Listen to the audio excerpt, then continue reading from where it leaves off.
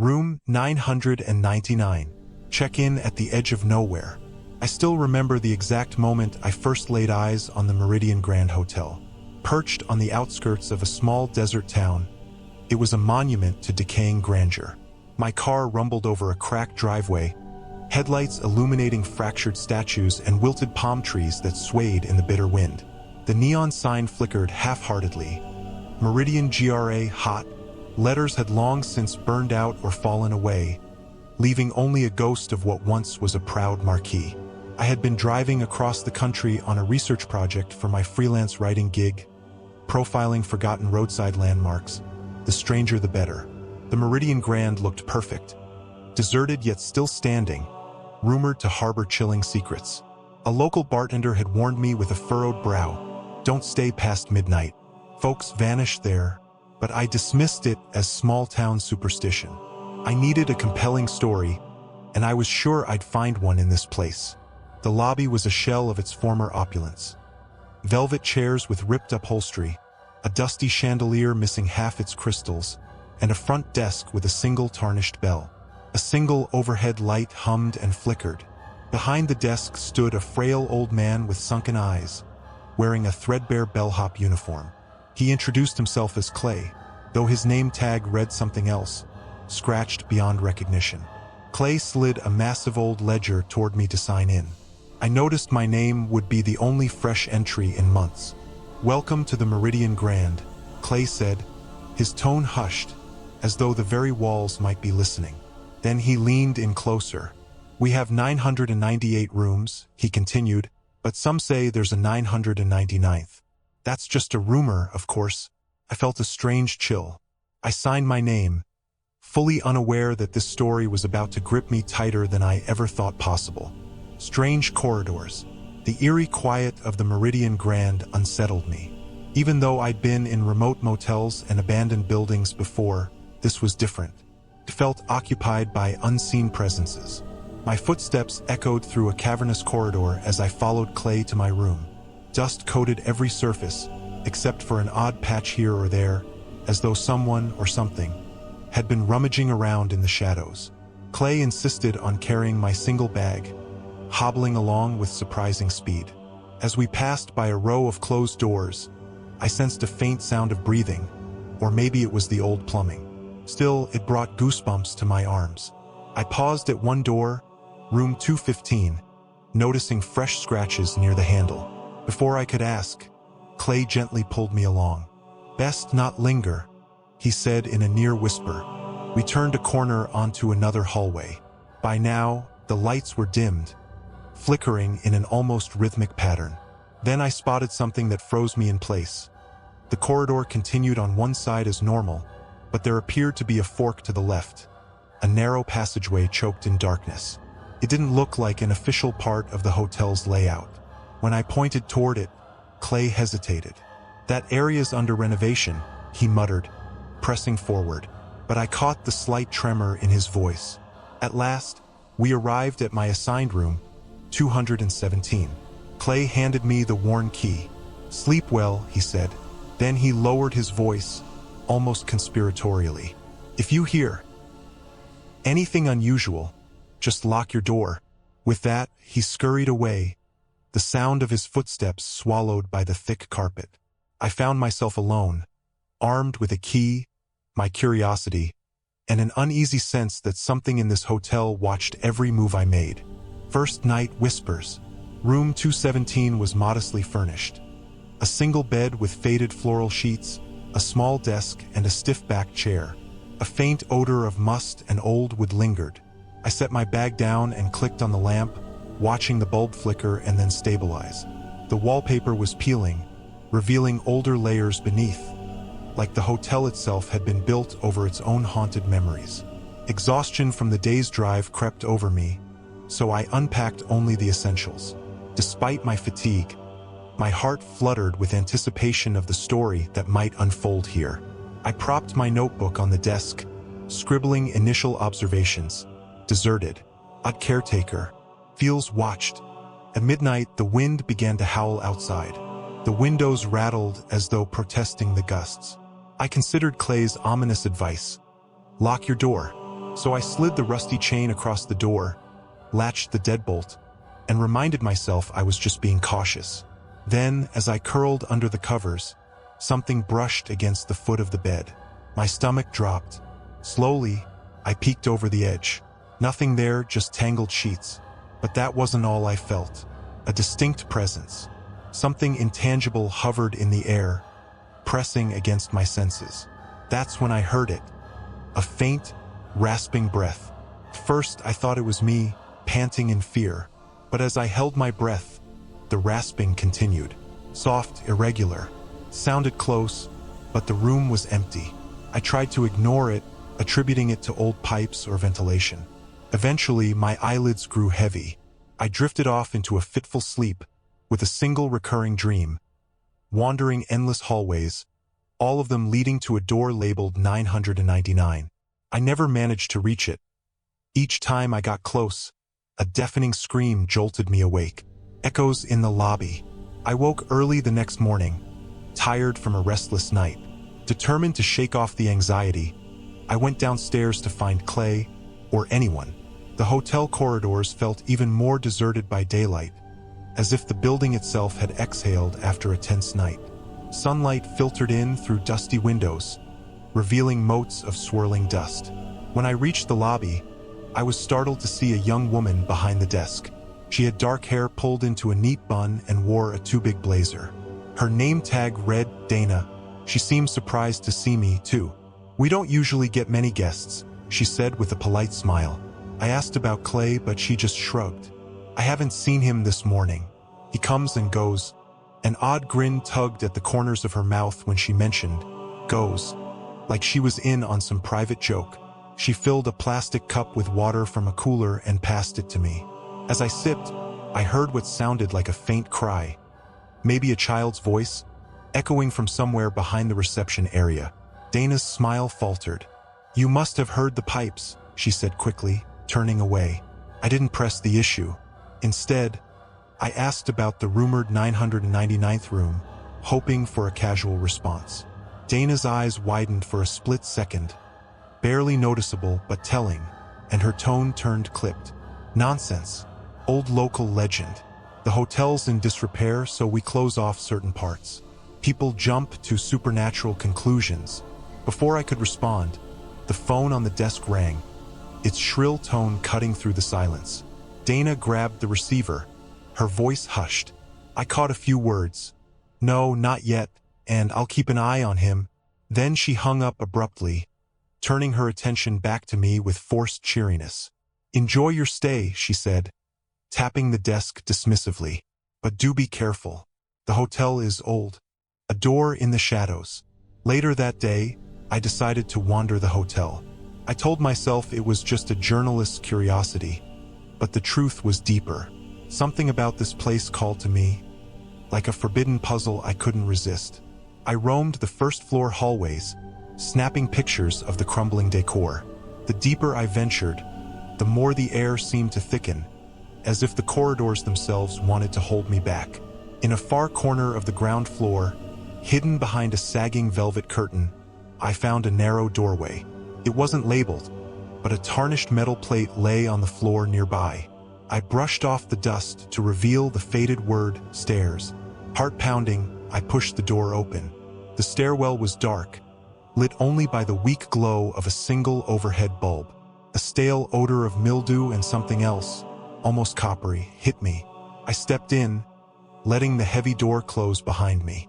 My footsteps echoed, each step an intrusion. As I climbed the stairs, I noticed strange graffiti scrawled along the walls. Phrases like, "Where's 999?" and "The screams never stop." My hand trembled against the railing. This was more than local myth. People had clearly been driven to leave warnings. Midway up, I heard it, a muffled sob echoing below. I froze, fear clenching my chest. My rational mind insisted it might be the old pipes or an animal trapped in the walls. Yet something about the sound was profoundly human. I turned around and peered into the darkness. Nothing but the echo of my own breathing. I wanted to keep exploring, but my courage faltered. The sobbing had shaken me. I hurried back down, bursting out into the hallway with a heavy breath. That was the moment I realized. This hotel was not just a curiosity. It was a labyrinth of secrets threatening to swallow me whole. Dana's confession. Still shaken, I returned to the lobby. Dana was sitting behind the desk, fiddling with a pen. She looked up, and for the first time, I noticed the faint shadows under her eyes. Maybe she hadn't slept well either. Without preamble, I asked, "What's going on here?" I heard crying in the stairwell. "Someone is in distress." My voice echoed louder than I intended. Dana's eyes darted around as though she was searching for watchers or eavesdroppers. Then she motioned for me to lean in. "You're not the first guest to hear things," she whispered. "But management, they don't want rumors spreading. This place is old, cursed, haunted, call it whatever you like. But I need this job." She paused, biting her lower lip. "Clay tries to warn people, but he's not stable. He's seen things." "What things?" "Things best left alone," she said, clasping her hands to stop them from trembling. She glanced toward the hallway I'd just come from. "I don't know if there really is a 999th room. All I know is that when people get too curious, like you, they sometimes don't make it out." Her words lingered in the stale air. I wanted to dismiss her ominous tone as paranoia, but the sincerity in her eyes rattled me. "If you value your life, don't explore alone," she continued, eyes shifting again. "And if you hear the screams, ignore them." My throat felt dry. "Screams? You mean that crying is just the beginning?" Dana nodded slowly, eyes downcast. An uncomfortable silence wedged between us. Eventually, she turned back to her ledger. She looked smaller now, as if burdened by a secret too heavy to bear. I realized I was trembling, the weight of her words pressing on my heart. The man in the hall, determined not to let fear consume me, I decided to explore more publicly. Guests were rare here, but the hotel wasn't completely empty. Late that afternoon, I strolled through the lobby and spotted a man pacing near the front doors. He was tall, lanky, and wore a rumpled suit jacket as though he'd been in it for days. A battered leather suitcase stood at his feet. "Hello," I greeted, relieved to see another living soul. He gave a polite nod, eyes darting toward the desk where Dana sat. She offered him no greeting, only a solemn glance. The man lowered his voice. "You heard them, didn't you? The screams?" His intensity startled me. Before I could answer, he introduced himself as Harold, an insurance investigator here on a claim about a missing couple. "Married travelers vanished without a trace," he said, rummaging through his jacket pocket to pull out a folded photograph. It showed a smiling couple in front of an RV. They booked a stay here months ago, disappeared in the middle of the night. No sightings since. My stomach nodded. The rumors of vanishings were true. Then, as we spoke, I noticed Harold's left hand trembled, but he tried to hide it. "I'm close to finding something," he confided in a hushed tone. "I've been mapping the floors, counting door numbers. There's a missing room. The corridor jumps from room 998 to the staff quarters. There's a gap in the floor plan." Harold's eyes flicked around as if the walls might be listening. "We should compare notes," he said, "and maybe check that corridor together." Part of me wanted to run as far as possible from this place, but a stronger part craved the truth. I nodded, my heart pounding with new resolve. We agreed to meet that night to begin our investigation. Midnight search.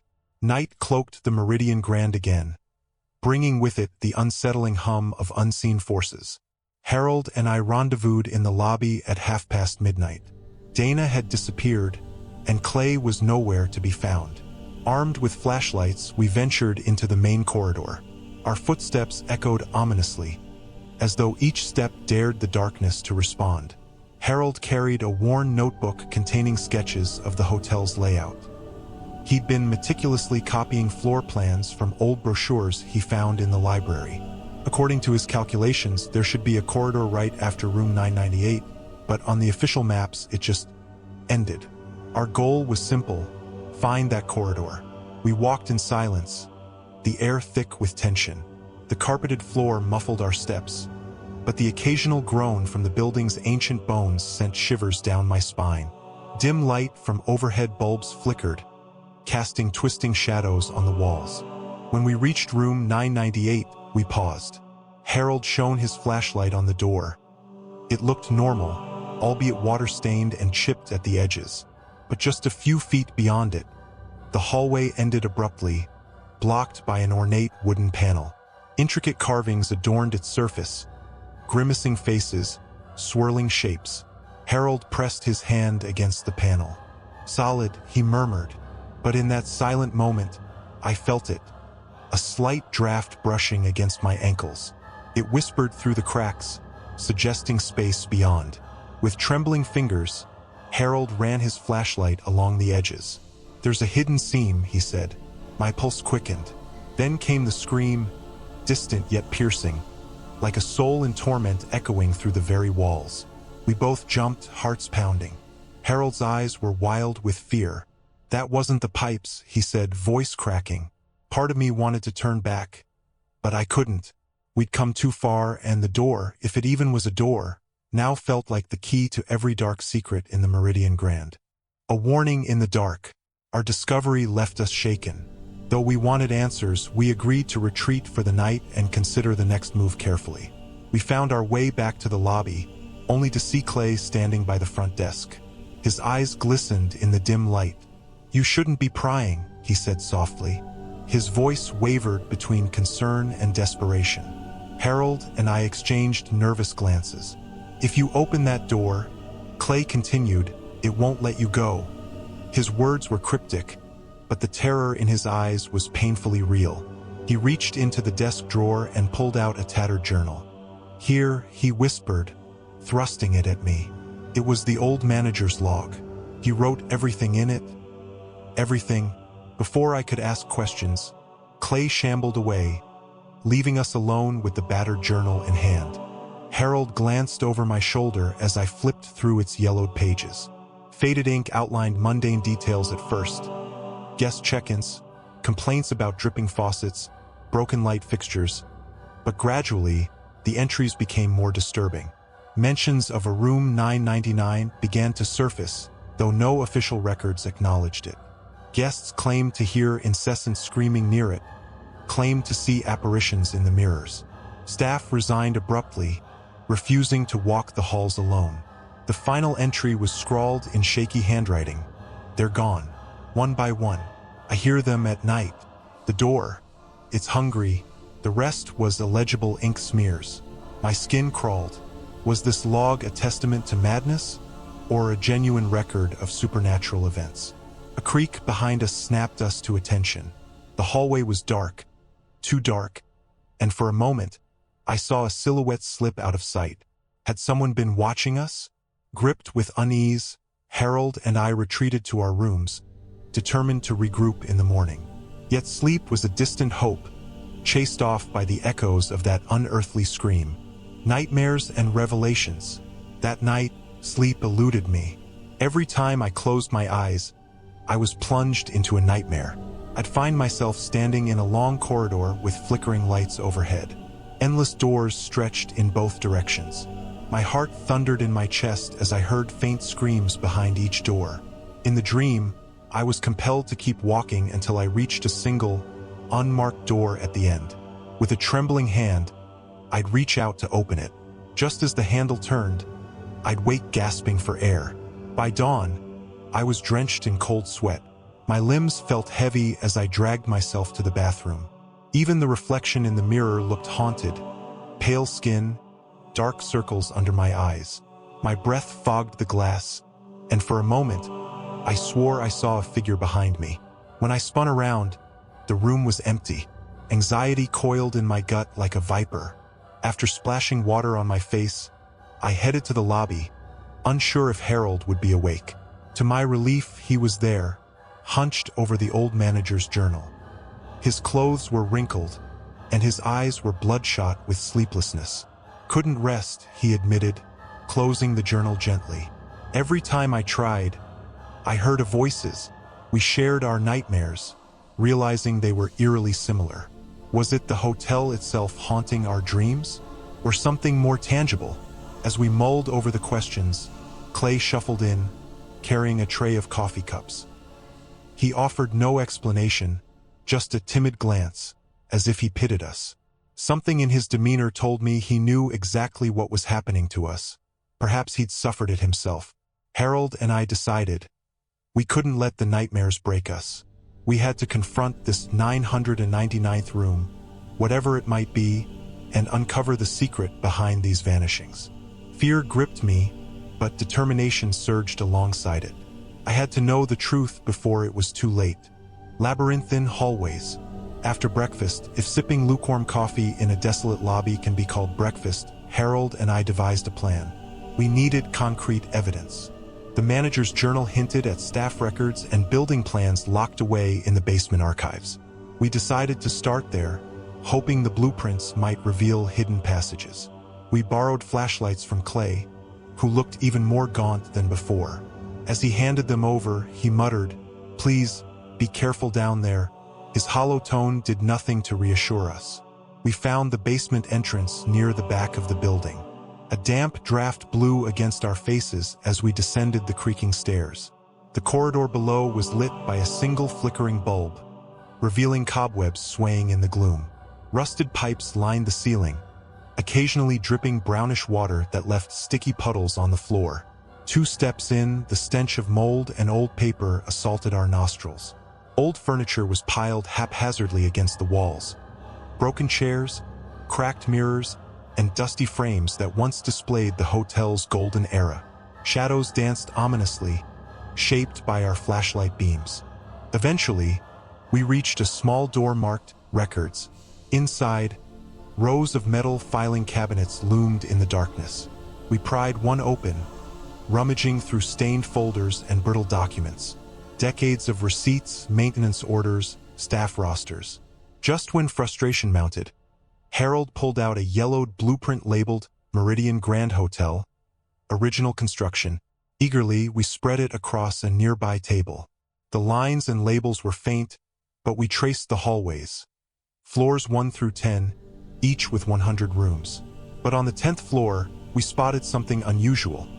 A small unlabeled space in the corner of the design. An anomaly that didn't match the rest. Our eyes met in understanding. The blueprint confirmed what the rumors suggested. There was an extra space, a hidden room, and if the manager's log was to be believed, it was the legendary room 999. Flicker of hope. Blueprint in hand, we returned upstairs, determination fueling our steps. We needed to find that hidden room on the 10th floor. But first, we wanted to verify its location with our own eyes.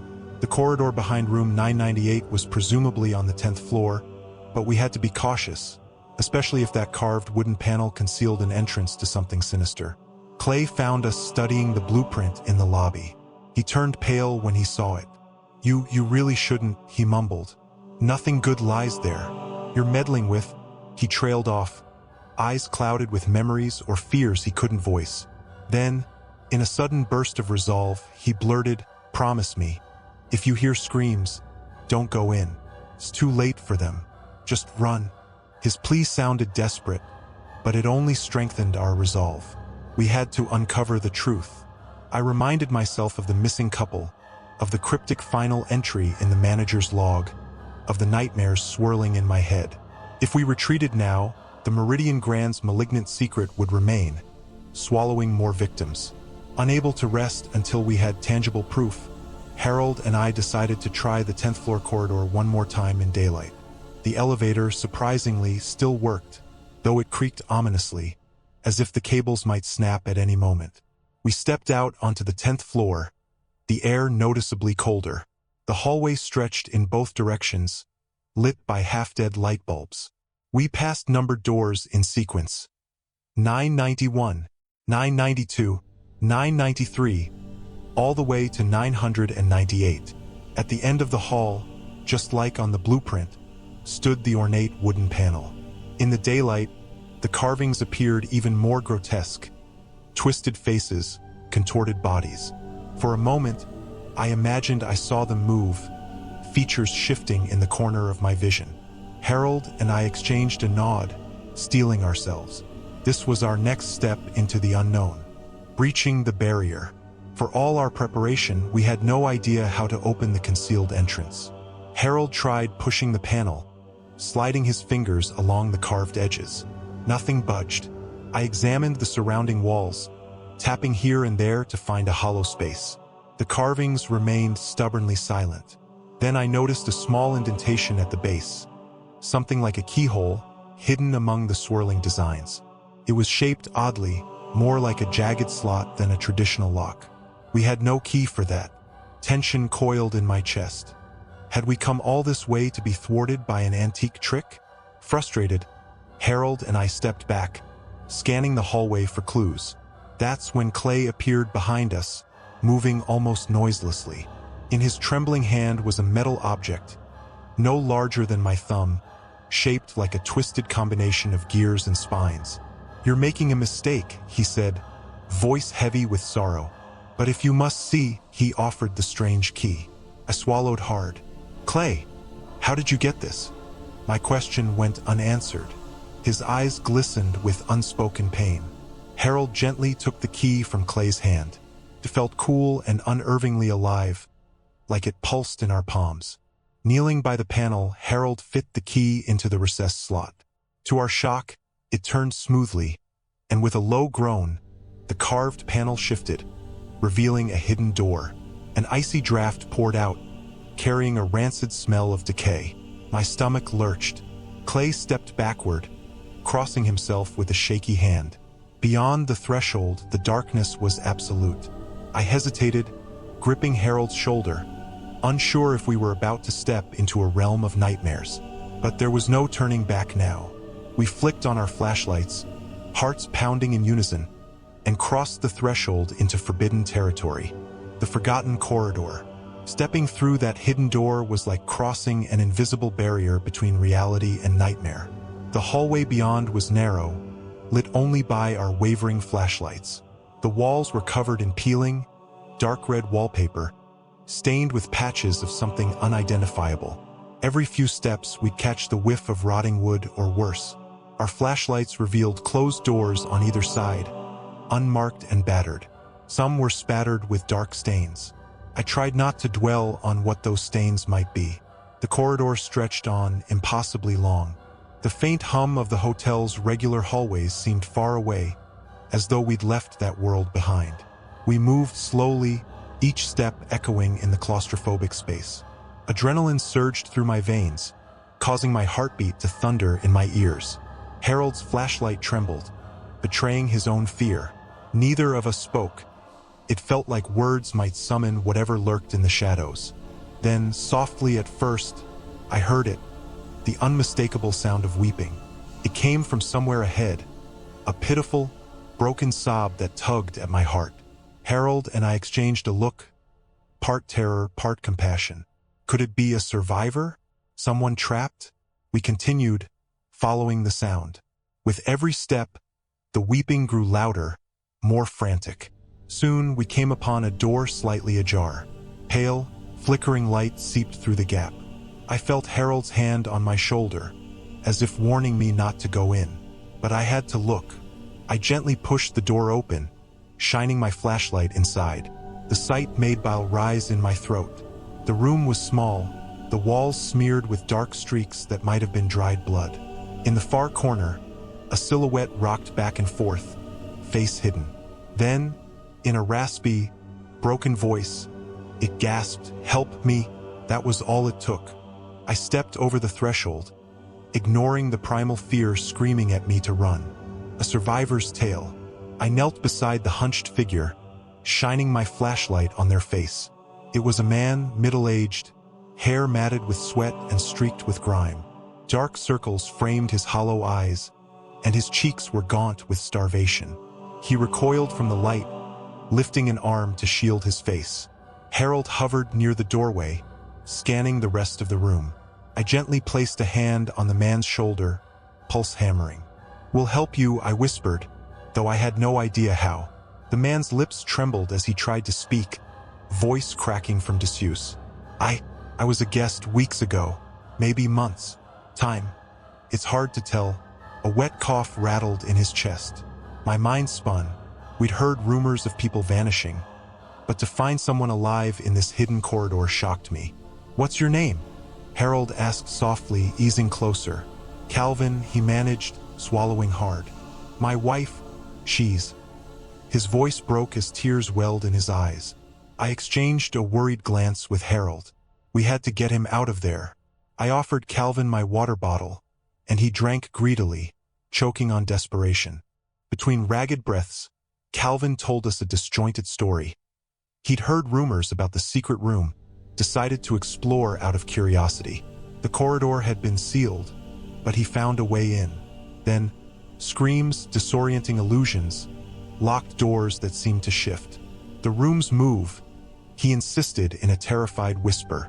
"They change places, leading you in circles." He claimed he tried to escape but always wound up back here. "Room 999, he rasped, pupils dilated. "It's alive. It takes people. It's hungry for them." A jolt of dread coursed through me at the echoed phrase from the manager's journal. We helped Calvin to his feet, supporting him on either side. His legs nearly buckled from weakness. Fear clung to the air, suffocating. We had to leave, but something told me the hotel, or whatever dark force controlled it, would not release us so easily. Escape thwarted. Harold and I half-carried Calvin out into the corridor. Our flashlights cut wavering beams of light through the darkness. We decided to retrace our steps, heading back to the carved panel to escape this accursed hallway. But after a few minutes of shuffling, I realized something horrifying. The path didn't look the same. We passed doors we'd never seen before. The walls seemed narrower, the stains more abundant. My flashlight caught glimpses of scrawling text, warning messages hastily scratched into the wallpaper. "Dead end. It wants your soul. Don't listen to the voices." The last message was followed by deep scratches, as if the writer had been dragged away mid-sentence. Panic flared. We should have reached the hidden door by now. Instead, the corridor stretched on, an endless labyrinth. I tried to stay calm for Calvin's sake, but my heart pounded with each step. Harold grew visibly anxious, scanning the walls for any sign of the exit. "Where is it?" he whispered. "We can't be lost. It was just a straight walk back." As if in answer, a low moaning filled the hallway, resonating through the walls. Calvin whimpered, pressing closer to us.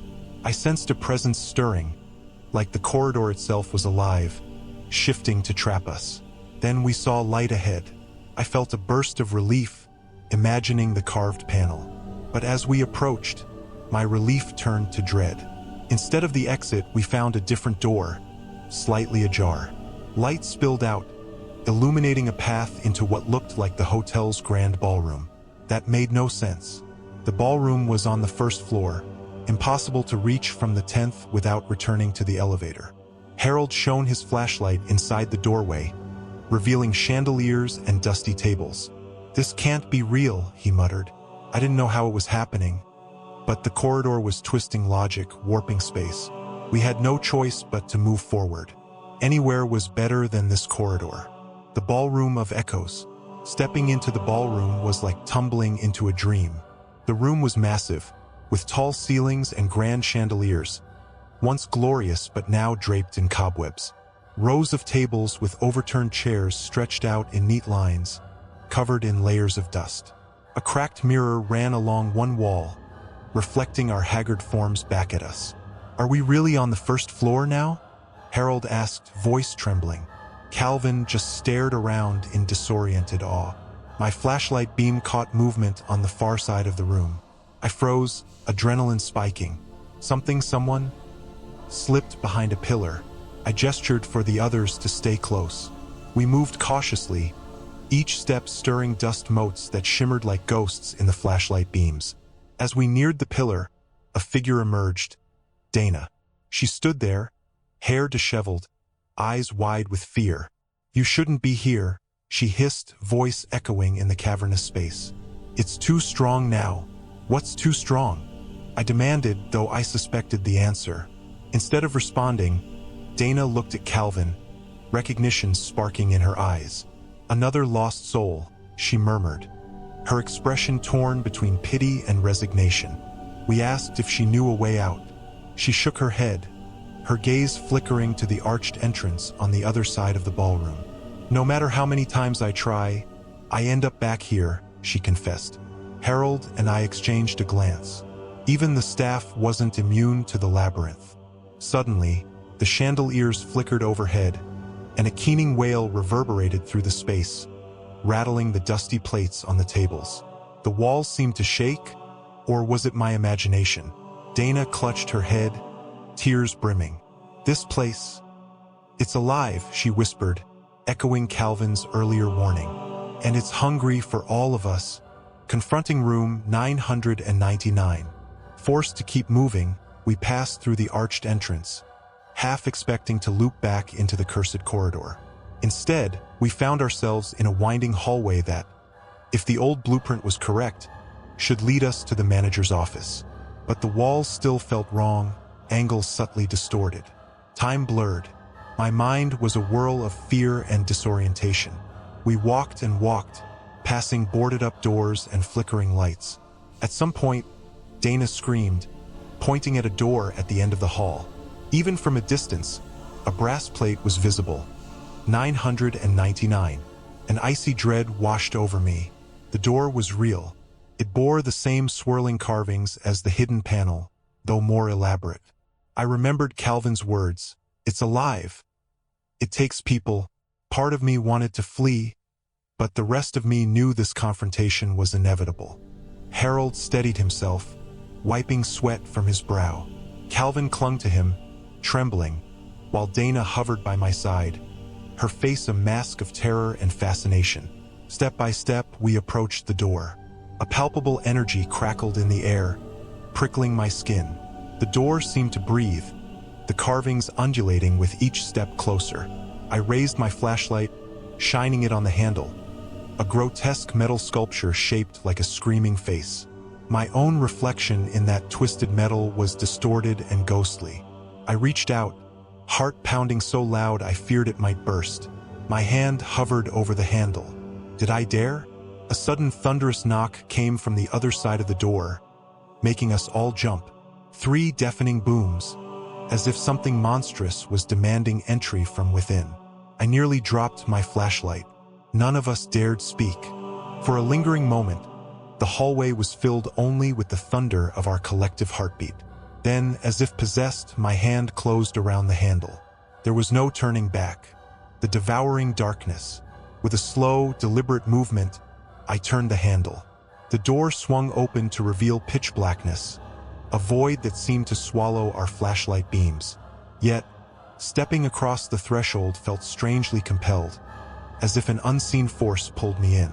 Dana, Harold, and Calvin followed closely, every step weighted by dread. The door slammed shut behind us with a thunderous echo. Our flashlights illuminated a cavernous space that bore little resemblance to a typical hotel room.